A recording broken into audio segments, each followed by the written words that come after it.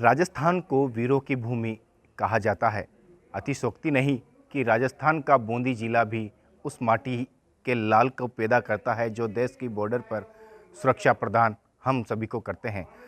शहीद जगदेवराज जी के घर हम खड़े हैं और उन्हें हम नमन भी करते हैं।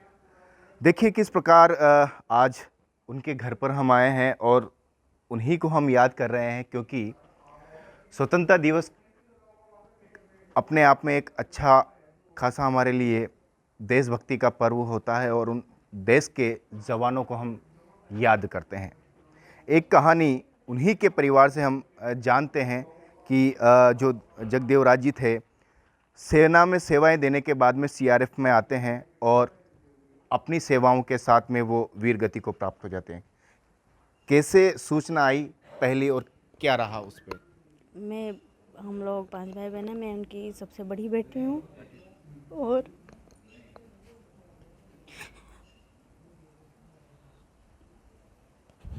पापा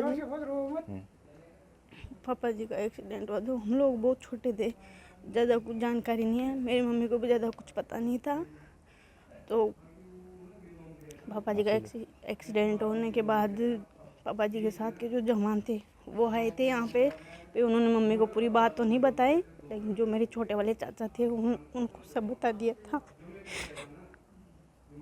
क्या एक्सीडेंट कैसा था कि क्या बात सामने आई फिर बाद में? जब बाद में पता चला भाई पापा इलेक्शनों में जा रहे थे तो बम ब्लास्ट हुआ था। 4-5 गाड़ियाँ थी, उनमें से 2 गाड़ियाँ उड़ चुकी थी, मतलब बम से उड़ गई थी। देखिए शहीद की बेटी है, आज भी जज्बा देश के लिए कायम है। उनकी पत्नी है, पति ने तो देश के लिए प्राण न्यौछावर कर दिए, बेटा आज सेवा दे रहा है, क्या कहेंगे? हाँ जी, बेटा से फौज में है, क्या कहेंगे? हाँ जी, बेटा फौज में। कितने सालों से वो सेवा दे रहा है? 11 साल। अच्छा, कैसा लगता है जब वो घर आता है और ड्यूटी पे जाता है? लगता है कि देश के लिए हो जाता है? देखिए अपने आप में शहीद की वीरांगना है, उन्होंने कहा कि बेटा भी आज सेवाएं दे रहा है। आपने भी फौज में सेवाएं दी है। जी हाँ। जब जगदेवराज जी का एक जिक्र होता है, गांव में एक कहानी है उनकी शहीद के नाम की, कैसा ख्याल आता है और किस प्रकार एक देशभक्ति का खून जो है वो उबल जाता है? शहीद जगदेवराज का जन्म उमरगांव में लगभग 11 अक्टूबर 1959 को हुआ था।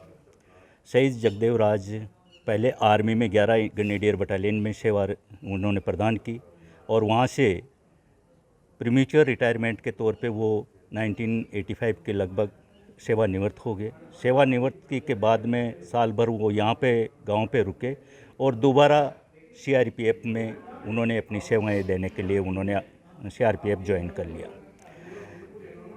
2000 के अंदर बिहार विधानसभा में उनकी चुनावी ड्यूटी लगी थी। चुनावी ड्यूटी के दौरान वो चुनाव संपन्न करवाने के लिए जा रहे थे तो जम्बुआ गांव के आसपास में वहाँ पे माओवादियों द्वारा आईईडी प्लांट कर दी गई और जब भी इनकी गाड़ियाँ काफिला यहाँ से गुजर रहा था तब उनकी उसमें ब्लास्ट गाड़ी आईईडी ब्लास्ट में गाड़ियाँ।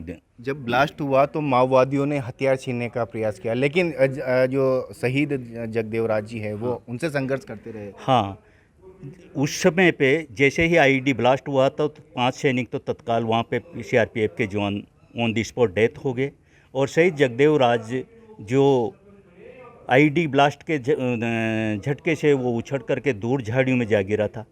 उन्होंने अपना वेपन हैंडलिंग करते रहे, हथियार छोड़ा नहीं और वो अपना लगातार फायर कंटिन्यू रखा, जिसके चलते माओवादी उनके नज़दीक नहीं आ सके और उनके हथियारों को नहीं छीन सके और वो हथियार जो राष्ट्र की संपत्ति थी वो बच गई।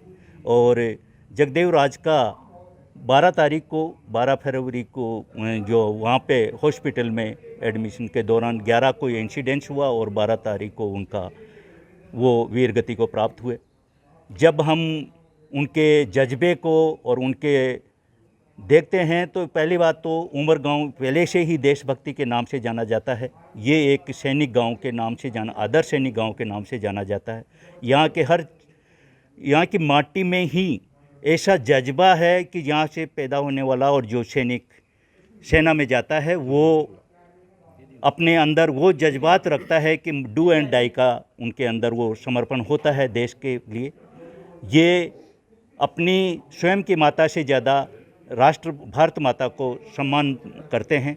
जब ये सैनिक यहाँ से निकलते हैं तो इन सैनिकों के अंदर ये जज्बा होता है कि आज मैं मेरी माँ के आंचल में, मेरी माँ की गोद में अपना सिर रख कर के सोऊं या न सोऊं, लेकिन मैं भारत माता की गोद की उसकी सैया में हमेशा कहा जा हमेशा के सकता लिए। है कि उमर गांव की माटी से देश के बेटे पैदा होते हैं और देश की रक्षा के लिए मर मिटने को तैयार हैं। छोटा भाई जो है, आपका भाई जो है वो सेवाएं दे रहा है, क्या कहना चाहेंगे? किस प्रकार जब आते हैं तो लगता है पिता आ ही रहे हैं? हाँ, भाई। जब आते तो मतलब पापा को आते जाते देखा नहीं, लेकिन वो पल हमें महसूस होता है कि जैसे भैया आते हैं वैसे ही आते होंगे, या फिर जाते हैं वैसे ही जाते होंगे, ऐसे ही दुख होता है। और अगर हमें वापस मौका मिलेगा तो हम लोग अपनी मातृभूमि के लिए जैसे हमारे पापा ने किया वैसा करेंगे। देखिए, कुल मिला के तैयार है, बेटी हो या बेटा, सभी इस मातृभूमि की रक्षा के लिए यहाँ पर तैयार बैठे हैं। मौका आया तो हम भी हथियार उठाने को तैयार बैठे हैं।